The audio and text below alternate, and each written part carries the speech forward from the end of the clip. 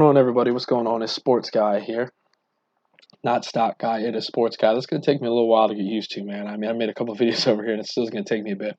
But anyways, I just wanted to jump on and make this video for you guys real quick. The purpose of this is to go along with my journey in sports betting and educate you guys on how to be in sports betting, guys. I mean, at the end of the day, sports betting gets a bad rap, because people are irresponsible with it and people lose their money very, very quickly. But if you're responsible with it, man, and you're careful on your bets and you do your own research, man, it's honestly no different than the stock market, to be honest with you.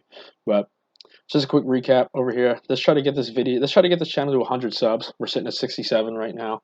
I'm not going to set like goals on this because we don't get a ton of views on these videos yet. But let's try to get this channel to 100 subscribers. Just a quick recap. Our overall record on the channel right now is 1-2. We went 1-1 here. We split in this video. I had the Sixers money line and Donovan Mitchell under 26.5. Donovan Mitchell scored over that, so that bet lost. But the Sixers did win. That was a great game. And this one here lost as well. We had a total that we had the the over, and it went under. But anyways, let's get on with the video now. So something I want to state in this video, the purpose of this video, I guess you could say, is to draw some comparisons between the stock market and sports betting. I say that all the time, and I'm always trying to find different comparisons for you guys. And the thing I want to be comparing in the stock market today with sports betting is options, okay? So what is very similar to options in sports betting, okay? And that's this right here. These futures bets, team futures, player futures, all that, right? So we'll go click on players futures. You can bet on who's going to win the MVP, rookie of the year, defensive player of the year, yada, yada, yada, all that, right? Now, team futures as well, okay? These are very similar to options, guys. I mean, think of it like, so these numbers here, all these plus 280, plus 300, plus 550, whatever, all these numbers here, if there's a plus in front of it, it shows how much you'll win if you bet $100, okay?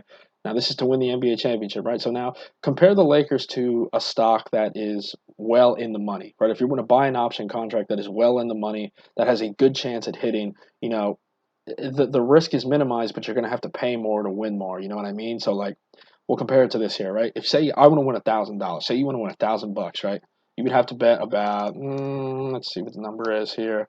You would have to bet about around $370. You'd have to bet around $370 to win $1,000, right? Now that is like, keep in mind, remember the comparison.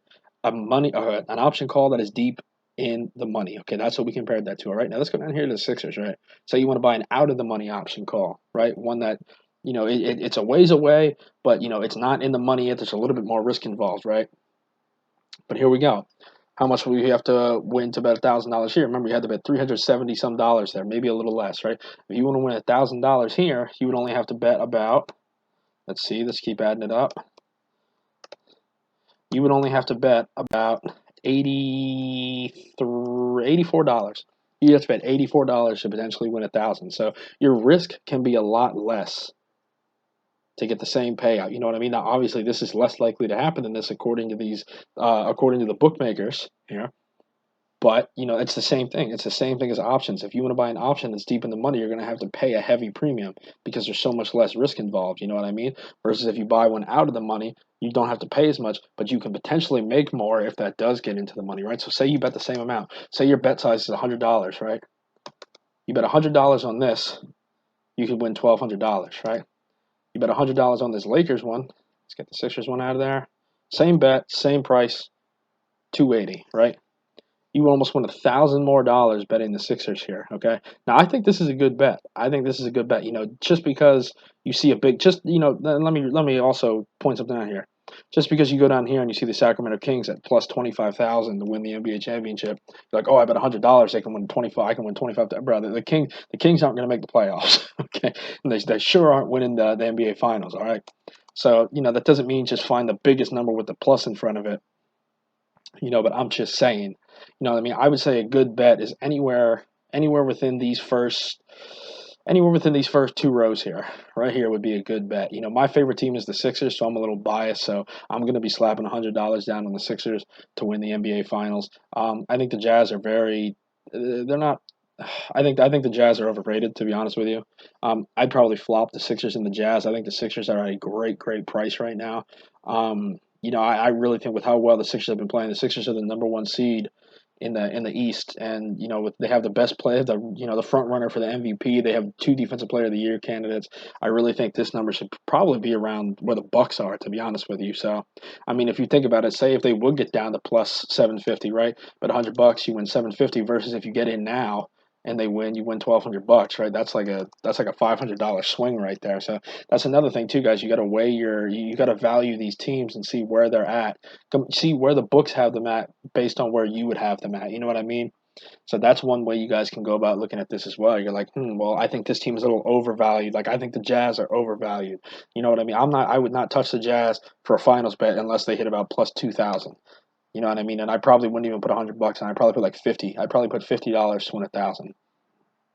If I would even do that. I don't think the Jazz are very good. I think they're a great regular season team, but I just don't think they're cut out for the playoffs. But yeah, boys and girls, so that is going to be the video. I just wanted to jump on and draw some quick comparisons here. Like I said, I'm trying to just there's a lot of people on my live streams that are telling me not to advertise on my live streams on my stock channel. There's a lot of people that say I shouldn't be advertising sports betting because people can lose so much money, which is true. You can lose a lot of money, but if you're smart, you can make a lot of money. You know what I mean? You just got to know what you're doing. You got to do your own research. You got to minimize your risk.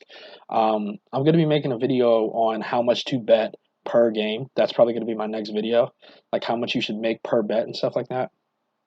So a video on bankroll management and how you can actually bet to really almost do sports betting as like a part-time job, bring in some extra income, whether it's, a couple extra $100 a month, a couple $1,000 a month, so I mean, it's a very doable thing. As I'm telling you, this is no different than the stock market. Sports betting is no different than the stock market. Yes, there is more risk involved because in the stock market you can pull your investment out if you see things really going bad. If things start really going bad, if things start going really bad, in a sports bet, you really can't pull your money out. You know what I mean? You're kind of locked in unless they offer you a cash out. So like, I mean, if I would bet on the Sixers to win the NBA Finals and Joel Embiid would blow his knee out, knock on wood, pray to God that doesn't happen. But these guys would go from plus 1,200, they'd probably go all the way down to like plus 850. They'd probably go down somewhere in this range, and I'd be locked in at plus 1,200, and they ain't winning the NBA Finals without Embiid. So there is more risk involved because it's a human. It's humans playing the game. It's not a business model or find whatever you want to call it. It's just there is more risk involved sports betting. I get that, but I'm trying to show people that it's not as bad as everyone makes it out to be. If you're smart with it, you can make money with it. It can be a very good side hustle for you to make money with. But anyways, guys, that's where I'm going to cut it. If you guys like this video, make sure you like it. Make sure you hit the like button. Make sure you subscribe. Remember, let's try to get this channel to 100 subs. We're sitting at 67 right now. I'm going to be tracking my record on every single bet that I make. Obviously, I didn't make a bet in this video because it's the NBA All-Star break and everything. I'll be posting something on the All-Star game. We'll see if I want to make a bet or something like that with that. But that's where I'm going to cut it, boys and girls. Hope you enjoyed it, and I will see you, boys and girls, in the next one. Peace.